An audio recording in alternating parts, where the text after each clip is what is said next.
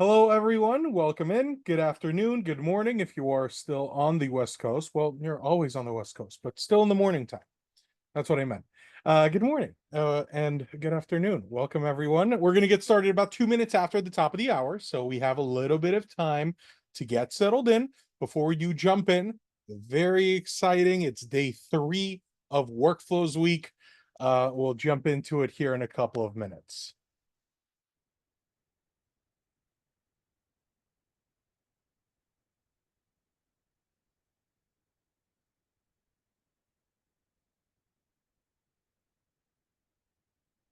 All right, seeing some repeating names here from episode 1 and 2.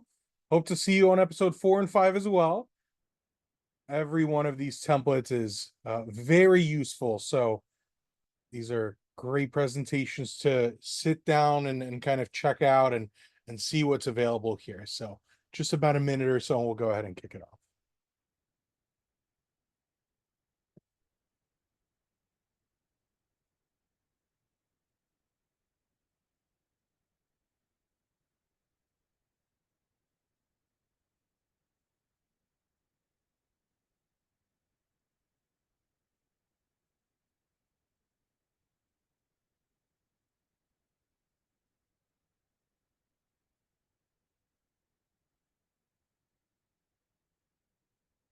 All right, I think we're about ready. I see the attendees number has slowed down on going up. All right, we'll go ahead and get started.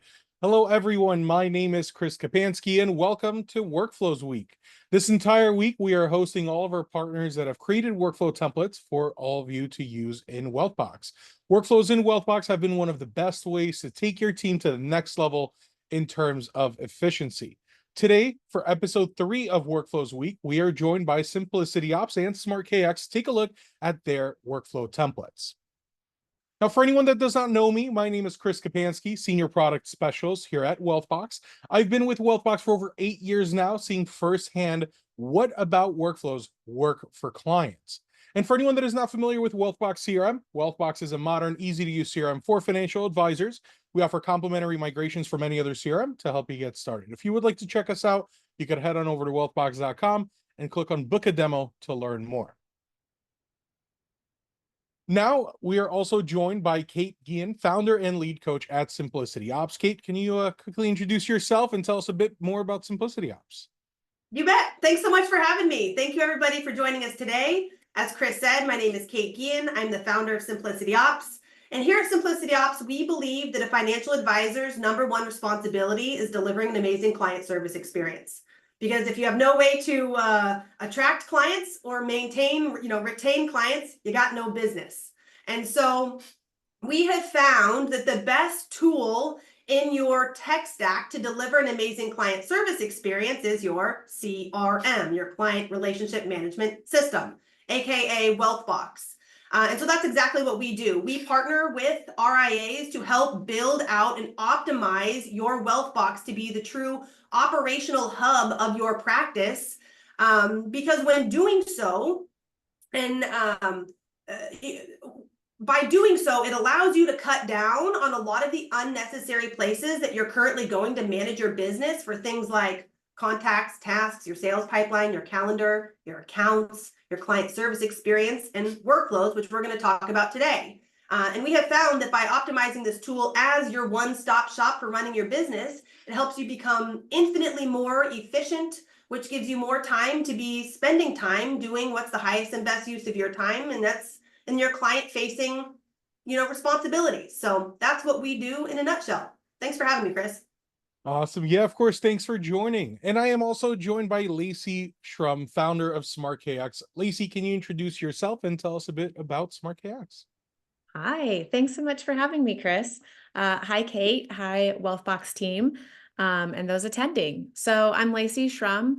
I am an attorney. I was in the RIA space and saw that billing and revenue collection just really didn't get any love across the board. So while I do agree with Kate, we believe at SmartKX that calculating the correct fee for your client, getting paid, and being able to sleep at night that your calculations were correct is also one of the most important things for an RIA. So I built SmartKX. We handle everything from the day the prospect says yes, documenting that fee schedule, having it executed, put that document somewhere and save it, have that fee schedule go to our system, which can calculate directly from the client agreement, and then the revenue analysis and review after that.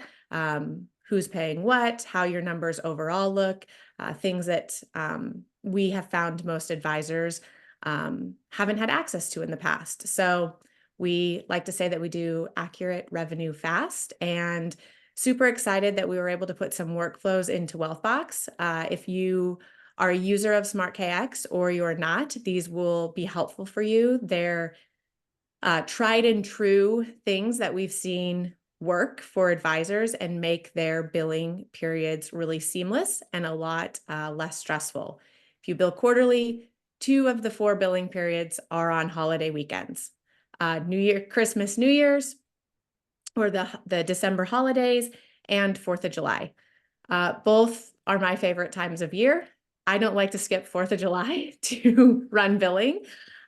So that's what we have built SmartKX to solve for. So really excited to show you some of those pre-billing workflows and how they can make your upcoming football season easier. Awesome. Lacey, thanks so much for joining in. Thanks for that introduction. So now let's take a look at today's agenda. We're going to start our presentation off by talking about what a workflow actually is, during which we'll actually take a look at what that workflow will look like once it's started, kind of the opposite side of that workflow of the template. Then we'll actually see how workflows compare to tasks. That is a fairly common question of what is the difference? When do I use one over the other? Then we'll take a look at where you can actually find these workflow templates that we're going to be covering today. We'll see what others are available there. And then we'll actually look at how to duplicate and customize these workflows to your own needs. After that, I will reintroduce Kate to talk about the workflow coming to us from Simplicity Ops. And then we'll reintroduce Lacey to cover the SmartKX workflows. Throughout today's presentation, if you do have any questions, feel free to type those in. At the bottom within the Zoom panel, there's a Q&A button. Go ahead and type those questions in. At the very end of the presentation, we are going to open up for a Q&A session, during which Lacey, Kate, and myself will be able to address any of your questions. And keep in mind, this presentation is being recorded, so you will have the opportunity to share the video with your colleagues in the future. So let's jump into my demo environment here and talk about what a workflow actually is. So a workflow is a templated process for any of your business processes that are repeated. An onboarding process, a meeting prep, or even just a transfer of funds, or even with these examples today, a pre-billing workflow, or something along the lines of making sure your data is accurate, right? These are all things that are always going to be the same. So a workflow that is a templated process, when started, will essentially hold your hand throughout the process. It'll tell you what you need to do now, what you've already done, and what's coming up in the future. So instead of you having to think about what's next, I just did this for my client, what do I do now? Oh, that's right, I have to take care of this, or I have to submit these forms. A workflow will essentially walk you through that entire process. The workflow can have more advanced capabilities like conditional logic with outcomes, dynamic or static due dates and assignments, and overall is just a great way to track that process and make sure that nothing slips through the cracks.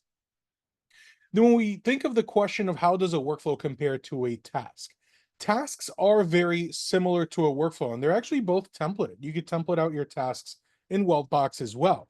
But a task will be for your one-off reminders. You need to call someone back. You need to schedule a meeting that's coming up. You could set tasks up to be repeating. We could, of course, still categorize and prioritize those, but it's a one and done.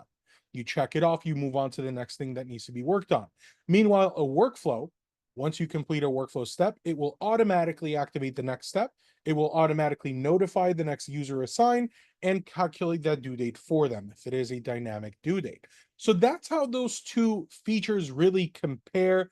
The answer to the question of how do I know which one to use, I always mention to really look at it from a process perspective. If a single thing needs to be worked on by multiple people, or if there's a confirmation aspect of it, stretch that out, put it into a workflow so that every single step of that process is consistent and your clients know what they can expect from you as their advisor. So now where can we find some of these templates? If we actually go into our workflows section, at the top right, we have the option to view our templates with the manage templates button. And what we'll see initially is your own templates, ones that you've already created or saved for yourself. But at the top left, we have a drop down where we have a couple of different options. One of those options is our Wealthbox library. That is some of the workflow templates that we have built in-house. We, of course, also have the option for Simplicity Ops as well as Smart KX. That's where we could choose those workflows, take a look at them, duplicate them, save them as our own. So when we do look at that list of templates, once you look over a workflow and you want to duplicate it, you could click on duplicate on the right-hand side, and that essentially just takes you into a different page as if you were creating a workflow template from scratch, where you can modify any of that process. You can add additional steps, remove steps, change around your due dates, set the assignments for each step, and even modify those outcomes that some of these workflows already have incorporated. Or if you wanted to, you could always add some as well. So that's how you duplicate it, you save it, and you're ready to go. You're ready to start that workflow. So it's that easy to find them. It's that easy to duplicate and save them and start using that process. But without further ado, let's jump into our Simplicity Ops workflow. So Kate, over to you. Tell us a bit more about why this process exists and what this process does for us. You got it. Okay, so I want to backtrack for a second and piggyback on what you're saying. There's a thousand positive things to say about the implementation of workflows. Like Chris is saying, standardizing operations, creating a consistent client service experience, giving your team, expectations on how to execute various requests, which builds confidence, which trickles down to your clients. Okay, I'm not going to get into that, but I want to give you something to think about in terms of what should be a workflow. All right, and so when I think about what should be a workflow, I think about anything that's done more than 3 times, it has more than 3 steps that need to be done in some sort of like order. Like Chris is saying, a task is like a one and done thing. A workflow goes deeper than that. It doesn't necessarily have to follow a sequential order. It can just be a checklist, but there are multiple steps or it passes multiple hands. That is a workflow. So you need to do an assessment on what is your team doing more than 3 times. It has more than 3 steps. Those are your workflows. And so I start by thinking through my prospect journey. That is a super repeatable process that deserves a workflow. Actually, it deserves workflows for each individual type of meeting that you have, but that's a whole separate conversation. But I like to think through, what is that journey? What do I want that journey to feel like? Well, there's a qualifying phone call. There's a discovery meeting. We prepare a plan. We get custodial paperwork together. We got all the back end stuff that needs to happen. All right. To standardize that process and deliver a consistent experience, you need to have workflows to deliver on your prospect journey. Once you formalize that process, I want you to think through, what are all the client service type things that you're doing, okay? And depending on the type of business that you run, will dictate the number of workflows that you're going to have. But it's like opening new accounts, moving money, someone passes away, changes a Benny. Do you do Roth conversions? Are you clients taking charitable distributions? Okay. In an effort to not reinvent the wheel, every single time we go to do one of these things, we need to have a workflow in place. Okay. This is short-term pain for long-term gain. I promise you that the time that it takes to write these processes, your future self is going to thank you 10 times over to not have to reinvent the wheel every single time one of these requests come up. And what I'm going to show you now is actually a practice management workflow, because workflows extend beyond just client servicing and prospecting stuff. Literally anything that is repeatable, has more than 3 steps, is done more than 3 times, deserves a workflow, including compliance, billing, trading, reporting, client events, maintaining your database. Okay. And so I tell you that because a lot of people ask, well, what should be a workflow? And I want you to think through this. I want you to look at what your team is working on and start to build your workflow list. We have a cheat sheet available on our website to you to help you guide this process so you don't completely reinvent the wheel. But your list is going to lengthen depending on whether or not you have, annuity business or insurance business. But keep all of that in mind when you start to write your list of workflows. Once you have written your list of workflows, you need to whiteboard your workflows, okay? And Chris, earmuffs. Writing workflows outside of Wealthbox first saves you a ton of time than if you were to skip that step and build them directly in Wealthbox. I have found that moving things around and manipulating things, if you're just rough drafting workflows in Wealthbox, is not the best way to approach this. It's time consuming. It's not quite as manipulatable as we like. So, I mean, you could literally whiteboard it on a whiteboard, or you could just take a Word doc, write out the processes, figure out like what should the flow be, who's doing what, whiteboard it, or like rough draft it outside of Wealthbox first before taking it to Wealthbox to build the final, the final version. And the workflow that I'm going to show you today assumes that you've already done some of the back end work to make workflows functional or effective. I don't think that the first, like if you're trying to optimize your CRM as like the operational hub of your business, you should do workflows last. You first need to organize your database and figure out how your contacts should be organized.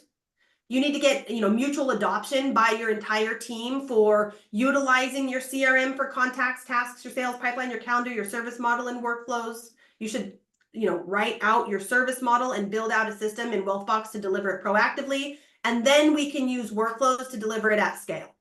Workflows alone are not effective if the team doesn't know how to use the system. That was my long-winded way of saying that. So this workflow that I'm going to show you is how to maintain a well-organized database, because Wealthbox in its simplest form is a database. And so at the foundation of this system is data. And what I have learned is that if the data is duplicative or inconsistent, it's harder to get adoption. It's not trustworthy, and people are reluctant to use it. And so when we partner with firms, we take them through a journey of like, building out a contact hierarchy on how the database should be organized, educating them, blah, blah, blah, blah, blah. And then at the end, we put in place a workflow to help maintain the database so the data is always consistent, usable, and trustworthy. And so, Chris, if you want to open this guy up, I want to just show everybody. It's basically a checklist, okay? But it's some sort of regular cadence. It usually starts weekly, then it becomes monthly, and then it becomes quarterly. Somebody needs to put their eyes on your database to make sure that the data stays clean, tidy, and consistent. Okay, and so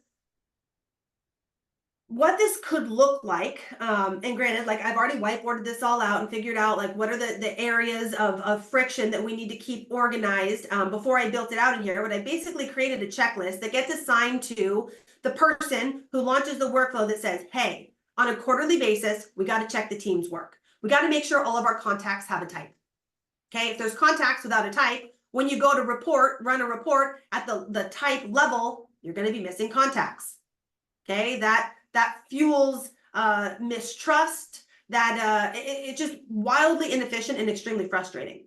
Okay, then we use a custom field called category to filter down our contacts and figure out, are they top tier clients, bottom tier clients, hot prospects, cold prospects. We got to make sure that every contact has a category. All right, then we need to make sure that the naming convention at the household level is consistent. Okay, these are all measures that need to be taken on a regular basis to make sure that things stay well organized and that we can trust that the reports that we're running for compliance reasons or marketing reasons or just tracking various metrics are accurate. All right, I was talking to a client today, actually as a prospect, and I said, so how many households do you have in your database? And it was crickets. That should be the absolute easiest question to answer. And it wasn't, which indicates to me that their data is wildly inconsistent. It's not being used, the same way across the board. It's not trustworthy. So if they, get yourself into an audit situation, you're going to have a hell of a time producing anything that's accurate. All right. Same thing, making sure that there's roles on contacts, making sure there's no duplicate contacts. All right. Because Chris is putting notes and activities under one, I'm putting them under the other. And then when I go to look up what's going on, for the Jones household, it's spread across too many contacts. Talk about inefficiency. All right. Same thing for making sure that we're, we've got birthday tags for everybody. So, something we do, we acknowledge people's birthdays or marital anniversaries or client sense dates, making sure all of that information stays clean, tidy, and consistent. All right. Making sure we have sources listed. If you do any sort of marketing, it's nice to know what endeavors have been fruitful. It's nice to know where contacts are coming from. It's nice to be able to track those various metrics, and that's all possible as long as the system is being used consistently. All right. And so the way we got this system to be this consistent is with a heck of a lot of cleanup, documentation, on a style guide that acts as like the glossary to our database, which shows how contacts should be organized, how contacts are defined. And we've put in place workflows so that when we add a new contact, people know to capture birthday tags, types, categories, sources. Okay, so we've standardized the process of like obtaining good, clean information on the front end, but it's equally as important to maintain that information ongoing. All right. And so a workflow like this, that's essentially just a checklist, helps keep, helps you from having to hire us again in a couple years when your data gets out of control and snowballs to a disastrous mess again. The one takeaway here is to get your database organized, get your team using the system consistently, and use workflows to help standardize your processes and maintain your system ongoingly. Because just the nature of the beast of having, multiple users in on a single database is people mess up. They put things in the wrong place. They forget to add a category. They forget to add a tag. It's just, it is what it is. But this is how you can combat that and keep your database up to date and trustworthy. Awesome. Yeah, this is very helpful. I think outside of even the aspects of a workflow here, the one thing that I know that Kate, you had referenced it before, the kind of prerequisites for this workflow, the assumptions that your data is also clean and it's ready for these kinds of cleanups, but also some of the other aspects that you had mentioned with creating a custom field for a category, with some of these other things that out of the box someone maybe is not doing in Wealthbox. And there is that linked style guide right there in the description. And from another perspective of this, someone might be looking at this workflow and might think, okay, how to make sure that my contacts have appropriate birthdays, or looking for duplicate contacts. Of course, I would like to have 0, but how do I actually do that? These descriptions have everything you need to know about this. So even outside of this being a helpful workflow, you've got a best practice guide right here built into Wealthbox that is right there ready to go. So yeah, this has been a workflow that I regularly reference. This is something that's been very helpful. So Kate, thank you so much for walking through that. And I'm looking forward to working with you even more with getting more workflows in here and setting more of this up. But without further ado, Lacey, over to you to talk a little bit about the Smart KX workflows, and of course, specifically what Smart KX is and why these workflows matter. Yeah. Thanks, Kate. That was awesome. Like, I don't know how I follow that, but you were making me laugh. I'm sure everyone saw in here. Data is, we see the same things with data. The question of how many relationships do you have? We ask that. That's how our app is set up, of how many client relationships are you billing? And yeah, a lot of times that's crickets. It is on the ADV, but sometimes even that isn't consistent across the entire year. So we see the same thing with data too. And keeping it, we'll walk through some of these workflows, but essentially we are doing the same thing on our side, is keeping that data clean as you're like adding new accounts, closing accounts, moving clients around, moving between advisors, handing off clients. It's really important to either A, have automation that keeps that data clean for you. So direct integrations, we have them with the custodians, we have them with Wealthbox. Keep that data flowing so you have one source of truth. We typically look to Wealthbox, the CRM, for that. Or have a very consistent way to keep it clean. In our case, there's not a lot of, there is a lot of data, account information, holdings, names, all those things that can come from other places, but sometimes it's like there has to be a decision made, and there has to be a responsible party that's making that decision. And as a lawyer, as a compliance consultant with RIAs, I really saw this is where things kind of like went off the rails, in that we were July 1st, we needed to bill, we wanted to go on 4th of July holiday. Some things had changed over the quarter. We hadn't done the prep work, and all of a sudden we're making decisions. And well, this has to be done. We got to do this. And it's like, without workflows guiding you through those really preventative work to not make these decisions, you kind of get backed into a corner where, again, you have people making decisions on the fly, which from the compliance and legal standpoint, like, that is a complete nightmare. It's a nightmare when you get audited. It's a nightmare when you ask for your fees from the clients. And it's just a nightmare in like reviewing your revenue. Like, this is your revenue. Yes, we're here to take care of clients. Yes, we're here to be fiduciaries, but we're also running a business.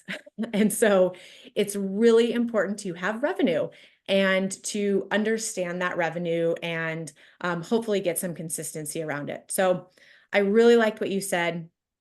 It's standardized, it gives consistency. And I would also add, it's preventing making decisions under pressure, perhaps by the wrong parties. Anybody who's been with a firm in the RIA space knows, perhaps may have been the person who is in charge of billing. And that person is usually a saint. He or she is completely relied upon for collecting revenue, being responsible for it, has planned holidays, vacations, perhaps even having a baby around billing time. And that is not a way to scale a practice. So those are really the core reasons of why I was so passionate about building something around AUM fee calculations. It should be automated. It should be streamlined. It should be integrated with things like Wealthbox, things like the custodial, and with the client agreement. So we actually take the data directly from the client agreement, put it in our system to calculate. You never have that mismatch. So I also think that in working with Wealthbox, it's been really, I think this is sort of another level to the integration, is that we're able to build workflows for our system in their system that can start talking to each other and going back and forth. Again, what does that do? That cuts down on moving information by a key party, that cuts down on the mismatch, and really, as Kate pointed out, the distrust between data. When we start getting data talking to each other really well, like, I think that's where a lot of the like speed, consistency, and like really trust in all systems is going to just like hockey stick from what it is now. So with that, there's 4 templates built in Wealthbox from SmartKX.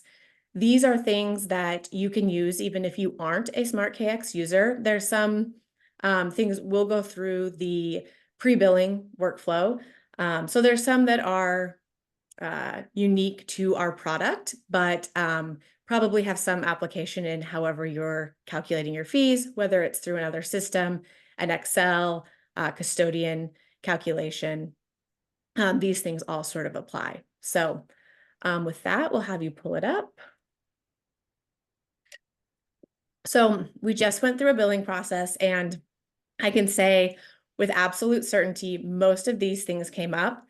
Our users who have walked through the pre-billing checklist, of course, had a lot of these really buttoned up by the time the billing time came, which is always our goal.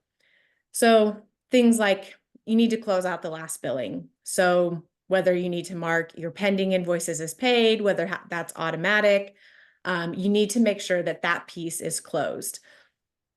You need to look for orphaned accounts that are either marked no bill or who do not belong to a billing schedule. This one is the most surprising to advisors when they come onto our system.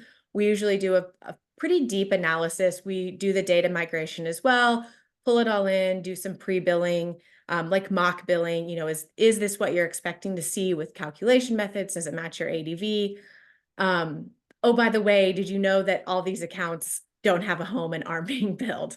Or did you know that the one time that you did, oh, we're going to no bill this, has turned into 40 times, and you now have all these assets that are marked no bill?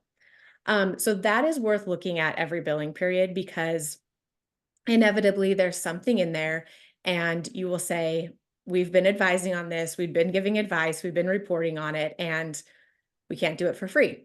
So always look at the accounts or the assets that you have as marked no bill. They'll usually surprise you. Think about another one on here is think about how you're going to handle new and departing assets, accounts, clients.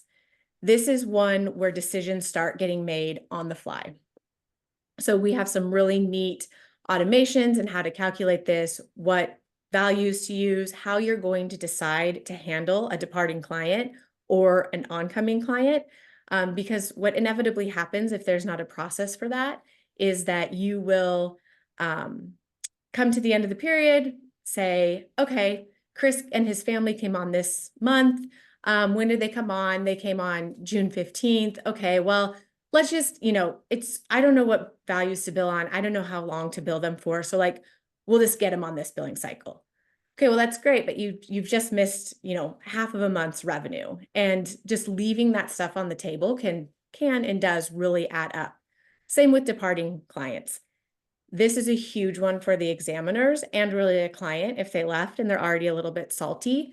You have to have a consistent way of, they called me today on July 17th. They said they were leaving. We need to bill them the 17th through the end of the period we've collected. You have to have that process really cut and dry and very automated, because you, at that point, the day they leave, you owe them money. And that's a very big deal to them and to the regulators. What you don't want happening is, oh, Chris left our firm on May 1st. It's July 1st, July 17th. We need to rebate him. Okay, well, what values do we use? What calculation techniques did we use? Did we use divide by 4? Did we use divide by 365, divide 66?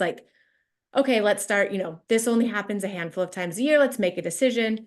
Then you've got 5, 6 different decisions throughout the year that you can, again, an ounce of prevention is worth a pound of cure here. So those are two really big things we see. The third on this list that you'll see that is, on the pre-billing is insufficient cash. So running a pre-billing, walk through the workflow here, check for insufficient cash and raise funds. This, depending on the custodian, obviously, if there's not cash there to pay your fee when you submit your fee file, they'll kick it back. Sometimes the alerts get lost in translation. Sometimes they get missed. You're going into a holiday weekend. You come back on Monday. You may have missed the fee rejections. Regardless, if there's not enough cash in the account and you get a fee rejection, that adds another week to 10 days onto the process to collect fees. So if you're able to look at how much you expect the bill to be roughly, right? If you run the bill on July 25th, it's not going to be exact, but it's going to be pretty close. You can say, do I have enough cash to cover? Go have your team go in, raise the cash before, so that you can significantly reduce the amount of fee rejections that will come back to your account on the 1st. So again, lots of preventative work here. Very thankful for the workflows because it guides you through, especially when you're only doing this quarterly or only doing it monthly. It's easy to guide through of what are the things that I need to do to make my life a lot easier at the beginning of the quarter versus a reactionary response. So those are 3 of the biggest parts of this: new clients, lost clients, look for insufficient cash, and then always be keeping an eye on your orphaned accounts. We call them orphaned. They don't have a household, or your no bill assets. Hopefully you'll find some revenue there. Awesome. Thank you so much for walking through this one. And a couple things that I'd like to point out about this specific workflow here, one of which is the fact that it actually uses a milestone. And that's something that is very important for workflows like this. When a billing date is coming up, whether you start this a year in advance or a month in advance, having that step come up at the appropriate time is critical to stay on top of these things. And the last thing that I would mention here that I wanted to point out is this final step. That's essentially telling you to just do it again. And the reason why we're restarting the workflow or we're just starting a new one is because we want to give it a new billing date. We want to set up a brand new billing date every quarter, every year, whatever that is. So by using something like this, it truly is preventative. It truly will make sure that nothing slips through the cracks. And one thing that I also mentioned just about both of the workflows that we saw today, both of the templates, is that both of these templates are done once for your entire list. So they're both actually related to a project. And that's another value add here of having everything in that project, whether you would like to use both of these workflow templates and keep it in one internal project for everything internal. Here's my operations things, here's my billing things, or separate that out. Both of these are project workflows, which is another awesome part of these workflows. So with that being said, that was an awesome introduction of this pre-billing workflow, Lacey. Thank you so much. But now we'll actually open up for a Q&A session. So if anyone does have any questions, feel free to click on that Q&A button down at the bottom, and we'll cover any of those questions, whether it is a workflows question, a Simplicity Ops question, or a Smart KX question. Feel free to enter those in there, and we're more than happy to address those. Give it a couple minutes here. And I actually know that a couple times, I think while we were walking through these workflows, it was referenced to kind of to reach out, start a conversation. I think Kate, it was you that mentioned to kind of reach out and have that conversation to get that help in setting things up. Just throughout the remainder of this presentation, I'll actually switch over to our follow-up contact slide. I like to get this up here as we're kind of wrapping up the presentation. For anyone that does need to drop off and you want to reach out, you saw the presentation, you're very interested, you want to reach out, everything is right here. info@simplicityops.com or sales@smartkx.io. And of course, sales@wealthbox.com. So let's take a look at some of these questions here. The first question is, do you recommend creating non-sequential workflows first as a new user to Wealthbox? That is a really good question. So as a sequential versus non-sequential workflow, I don't think is dependent on whether you are a new user to Wealthbox. Really, the difference between a sequential and non-sequential workflow is that a sequential workflow will always require you to complete the earlier steps before you move on to the later steps. So in an example of an onboarding process where the first step is to schedule that first meeting, you have to have that first meeting before you start filling things out. So it's more of really something that Kate had mentioned, just kind of whiteboarding, just having an idea of what it is that you would like to incorporate into a workflow before building it out. And of course, with the non-sequential workflow, your steps can still have due dates, which can follow a sequence. But I think that that dependency on those earlier steps being completed is critical for certain processes. Let's see, another question here. Can you have milestones and outcomes on non-sequential workflows? That is a really good question. Milestones, yes, you can have milestones. So you can have all of those due dates be relative to one single date or even multiple milestones. However, outcomes choose which step gets activated next, what happens next in that workflow. With a non-sequential workflow, since all of the steps get activated at once, non-sequential workflows would not have outcomes in those. And that's one reason, another extra kind of layer to deciding whether your workflow should be sequential or non-sequential. Let's see, the next question here. For an advisor who newly started their firm and has started operating and onboarding clients, but doesn't have all their processes and procedures dialed in, let alone workflows loaded in CRM, where do you recommend starting? And Kate, I see you already started responding to that one here. Do you want to just kind of address that question to everyone here? I think you would have a good answer to this. Yeah. It's a whole nother conversation. Why don't you email me and I will send you step by step the 5 phases that it takes to get your database to where it needs to be. But it starts with organizing your contacts, cleaning up the data, getting your team, you're familiarizing yourself with how to use Wealthbox as a centralized hub of your business, building out your client service experience, which will indicate the workflows that you need to deliver on that experience. And so I have a ton of resources that I can send you to get started. So just send me an email, that info at Simplicity Ops, and I'll get you everything you need to get started. Awesome. Perfect. Thank you. And I was actually pre-reading the next question here as well. And Kate, I'll probably ask for your take on this as well. But what is the recommendation for reviewing workflows? How often should workflows be evaluated? And from my perspective, something that if anyone here has looked at the Wealthbox blog and sees the things that we're rolling out, we are constantly rolling out new enhancements to not just workflows, but other aspects of the CRM overall that can uh kind of lead to you wanting to enhance that workflow. So I would say pretty frequently. I would say whenever you have kind of a slow down period within the year, take a look at those processes. And of course, as you're working through a workflow, you're kind of half evaluating what it's asking you to do anyway.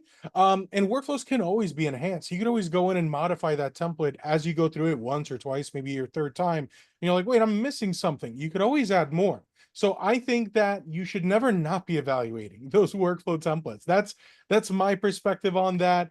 I'd be So, curious.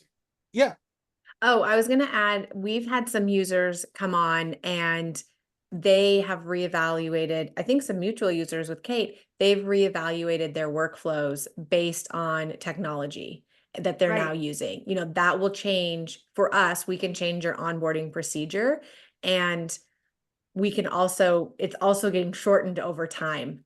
And so that requires the workflow to be looked at more as the technology is getting better and shortening. It's requiring that the workflow is a little bit malleable and can either shorten with it and adjust. So definitely, if you're using new technology, is a great time to make those decisions on the workflow and adjust them rather than, oh, we always skip this. Oh, we always hit okay. Like, right. just move on. Yeah, really good point. Kate, anything else to add to the frequency? Yeah.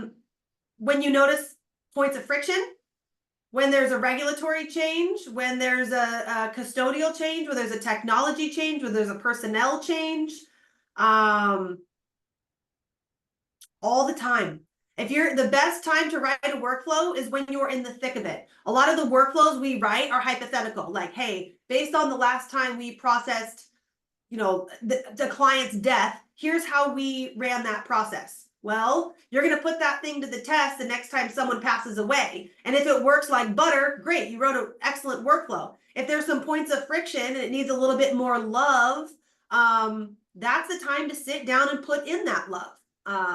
Workflows are supposed to create fluidity, not friction. So if you find points of friction or bottlenecks, it's worth the time to sit down and fix them so they're better off for you or whoever gets it next. Yeah, definitely. So that's the short and sweet all the time. Always think about how things are working. And that should be a good rule to abide by. All right, so I'm not seeing any other questions right now. As I kind of say my goodbyes, if there's any other questions, we'll definitely address those. But Kate, Lacey, thank you both so much for hopping on here with me and covering these workflow templates. I will never get tired of talking workflows. So this is always very exciting for me. So thank you both very much. And to everyone that has joined us, thank you all so much for participating, asking your questions, and just hearing what we have to share here. I'd like to uh, really thank everyone, and I'll be looking forward to working with everyone. Thanks for All right. having us. Good to see you, Lacey Thanks, and Chris. Chris. You Of too. course, thank you both. All right, have a great rest of your day. Bye now. Bye.